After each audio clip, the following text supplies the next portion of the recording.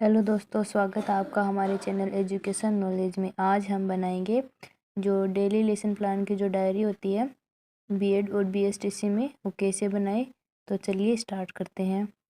ये जो lesson plan है वो बीएड और बीएसटीसी में जिस भी स्टूडेंट के साइंस सब्जेक्ट है वो बना सकते हैं। तो इसमें क्या होता है कि सबसे पहले विद्यालय का नाम होगा, जिस भी विद्यालय में आपकी इंटर्नशिप आई है। फिर ये जो है कक्षा 7 के लिए बनाया गया है। इसमें जो हमारा विषय है वह है जीव विज्ञान शिक्षण, यानी कि जो बायोलॉजी के जो स्टूडेंट होते हैं उनके लिए ये डेली लेसन प्लान है। उसके बाद में हमारा जो टॉपिक है वह पाचन तंत्र, फिर यहाँ पर डेट आ जाएगी, फिर कालांश जो है वो होगा कि कौन से पीरियड में आपने ये लेसन पढ़ाया है। उसके बाद में समयावधि आ जाएगी जो कि 35 से 40 मिनट का हमारा ये लेसन प्लान होगा। उसके बाद में लेसन के ही जो शिक्षण बिंदु है वो हमें लेने होंगे।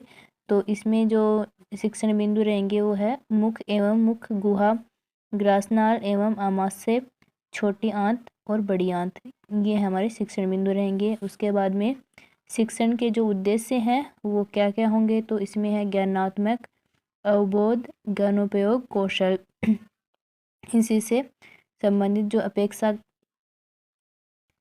अपेक्षित व्यवहारगत परिवर्तन होंगे वो है, जैसे कि ज्ञानात्मक से संबंधित अपेक्षित व्यवहारगत परिवर्तन जो होंगे वो विद्यार्थी पाचन तंत्र के बारे में प्रत्यास्मरण कर सकेंगे, यानी अपनी जो मेमोरी है उसको दोहरा सकेंगे। प्रत्यास्मरण का मतलब होता है पीछे की बात को दोहराना। फिर विद्यार्थी जो है पाचन तंत्र के बारे में प्रत्याभिज्ञान कर सकेंगे। फिर है अवबोध, अवबोध से संबंधित है कि विद्यार्थी पाचन तंत्र की व्याख्या कर सकेंगे, विद्यार्थी पाचन तंत्र के महत्व को समझ सकेंगे। उसके बाद में ज्ञानोपयोग में है विद्यार्थी पाचन तंत्र से संबंधित ज्ञान का प्रयोग उच्च अध्ययन के लिए कर सकेंगे।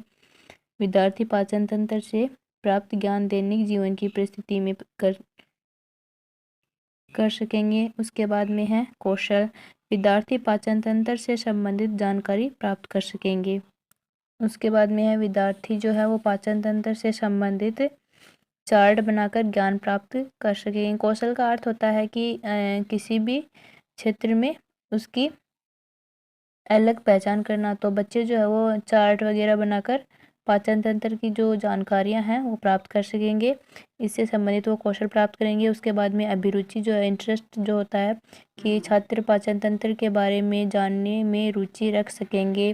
फिर है विद्यार्थी पाचन तंत्र के बारे में विचार विमर्श कर सकेंगे। उसके बाद में अभिवृत्ति जो होती है, यानी कि दृष्टिकोण, बच्चों में किस प्रकार का दृष्टिकोण होगा।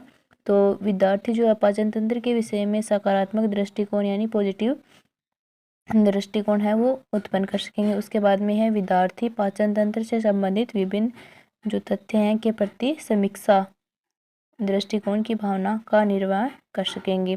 तो ये जो है वो हमारे जो शिक्षण के उद्देश्य रहेंगे।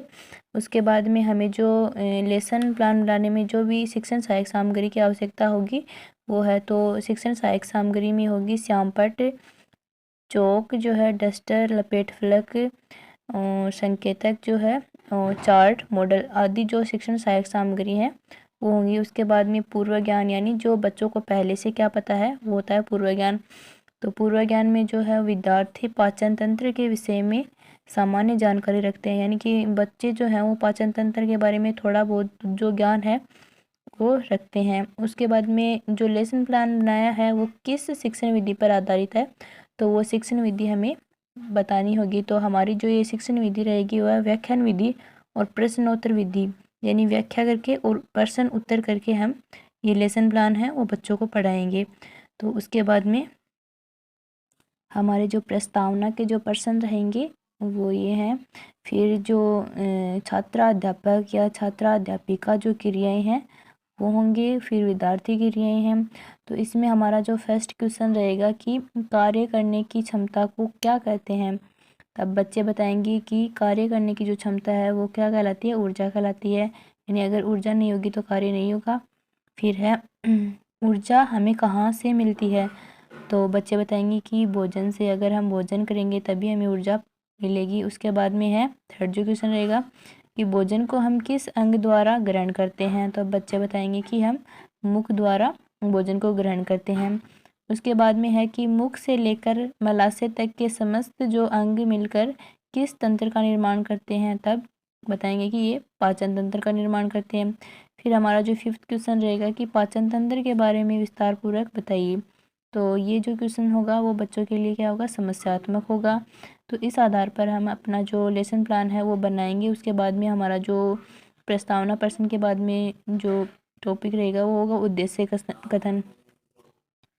उद्देश्य कथन में क्या होगा कि जो भी टॉपिक जैसे कि पाचन तंत्र है उसमें समस्या आ गई तो हम पाचन तंत्र को ही रिलेट करके बताएंगे कि आज हम पाचन तंत्र के बारे में पढ़ेंगे। तो इसमें क्या होगा कि अच्छा तो बच्चों आज हम पाचन तंत्र के बारे में विस्तार पूर्वक अध्ययन करेंगे। उद्देश्य कथन के बाद में होता है प्रस्तुतिकरण, यानी हम लेसन प्लान को किस प्रकार से प्रस्तुत करते हैं। तो इसमें क्या क्या होते हैं कि एक तो शिक्षण बिंदु होता है जो हमें स्टार्टिंग में लिए थे, 3 शिक्षण बिंदु थे।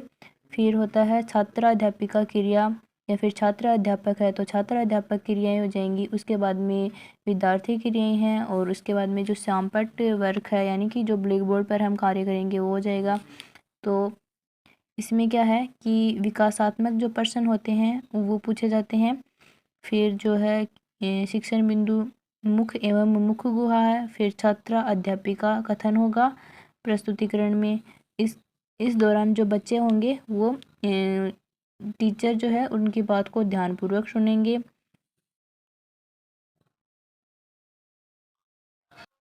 फिर इसी शिक्षण बिंदु पर आधारित हमें बोध प्रश्न करने होंगे, और इसी के आधार पर हमें विकासात्मक जो प्रश्न है वो करने होंगे। उसके बाद में हमारा जो सेकंड जो शिक्षण बिंदु है वो है ग्रासनाल एवं आमाशय। तो उसके बाद में छात्रा अध्यापिका कथन होगा, और इसके अंतर्गत विद्यार्थी जो है वो ध्यानपूर्वक सुनेंगे।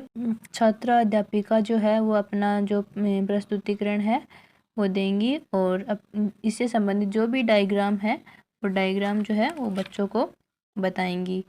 तो ये है पाचन तंत्र का डायग्राम। फिर ये जो बोध प्रश्न है वो करने होंगे बच्चों से। उसके बाद में विकासात्मक जो प्रश्न है वो होंगे। फिर जो थर्ड जो शिक्षण बिंदु है कि छोटी आंत और बड़ी आंत जो है उसके बारे में छात्रा अध्यापिका बताएंगी। फिर विद्यार्थी जो है वो ध्यानपूर्वक सुनेंगे। छोटी आंत और बड़ी आंत के जो कार्य है उनकी क्या क्या कार्य करने की क्षमता है उसके बारे में बताएंगी। इन सबको हमें साथ साथ पर ब्लैक बोर्ड पर भी कार्य करना होगा। उसके बाद में हमें जो बोध प्रश्न है वो करने होंगे। तो इस प्रकार हम प्रस्तुतिकरण कर सकते हैं। इसके बाद में हमें जो हमारा लेसन प्लान था उसी के आधार पर हमें मूल्यांकन प्रश्न करने होंगे। वो क्वेश्चन जो है वो हमें लपेट फलक या फिर जो श्यामपट्ट है उसके ऊपर लिख कर ले जाने होंगे और बच्चों से करने होंगे। तो इसमें क्या है कि मानव के मुख गुहा में कितने प्रकार के दांत होते हैं तो ये बताना पड़ेगा। उसके बाद में भोजन का सर्वाधिक पाचन जो है कहाँ होता है। फिर लार का क्या कार्य है। जल एवं खनिज लवणों का अवशोषण किस अंग में होता है। आमाशय में भोजन का पाचन किस प्रकार होता है। फिर जो गृह कार्य है वो होगा कि मानव पाचन तंत्र का सचित्र वर्णन कीजिए। फिर जो ये पर्यवेक्षक टिप्पणी रहेगी यानी हमारे जो टीचर है वो बताएंगे हमें, जैसे कि इसमें बताया गया है कि पूर्व तैयारी के साथ शिक्षण पूर्ण किया गया है, यानी शिक्षण जो है वो अच्छा हुआ है। फिर आवश्यकता अनुसार श्यामपट्ट का प्रयोग किया गया है, यानी कि हमें श्यामपट्ट पर भी कार्य करना है। उसके बाद में ये जो है कि बोलने की स्पीड कम रखे, तो इसमें क्या है कि इसने बोलने की जो स्पीड है वो बहुत ज़्यादा रखी है, इस कारण इसको ऐसा मिला है। बाकी हमें जो इस प्रकार पढ़ाना है कि बच्चों को समझ में आ सके, यानी बोलने की स्पीड न तो एकदम धीमी होनी चाहिए और न तेज होनी चाहिए। फिर है आवाज़ कक्षा के अनुकूल रही, यानी कि आवाज़ जो है वो पीछे बैठे जो स्टूडेंट हैं उनको भी स्पष्ट सुनाई देनी चाहिए। इस प्रकार की हमें आवाज़ में लेसन प्लान है वो पढ़ाना है। उसके बाद में हमें जो पर्यवेक्षक जो हमारे टीचर हैं वो हमें हस्ताक्षर करेंगे यहाँ पर। तो इस प्रकार हम हमारा जो लेसन प्लान है वो बना सकते हैं, और इसी के आधार पर अन्य जो टॉपिक हैं चाहे वो आर्ट्स के स्टूडेंट हो या फिर जो साइंस के स्टूडेंट हो वो बना सकते हैं। तो इस प्रकार हम हमारा लेसन प्लान है वो बना सकते हैं। तो कमेंट में ज़रूर बताइए कि लेसन प्लान है वो कैसा लगा, और जो वीडियो अच्छा लगे तो लाइक करें, कमेंट करें और शेयर करें तथा चैनल को सब्सक्राइब ज़रूर करें। Thank you.